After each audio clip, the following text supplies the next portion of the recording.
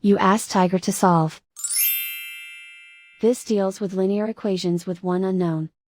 The final result is x equals 30/7. Let's solve it step by step. Simplify the expression. Expand the parentheses. Simplify the arithmetic. Break up the fraction. Find the greatest common factor of the numerator and denominator. Factor out and cancel the greatest common factor. Break up the fraction. Find the greatest common factor of the numerator and denominator. Factor out and cancel the greatest common factor. Group all x terms on the left side of the equation. Subtract 10/3 from both sides. Group like terms. Group the coefficients. Find the lowest common denominator. Multiply the denominators. Multiply the numerators.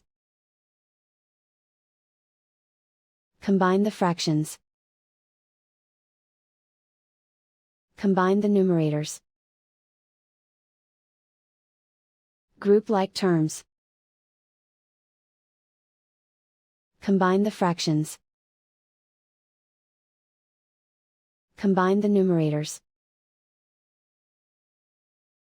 Reduce the zero numerator. Simplify the arithmetic. Group all constants on the right side of the equation. Add 6 to both sides. Simplify the arithmetic.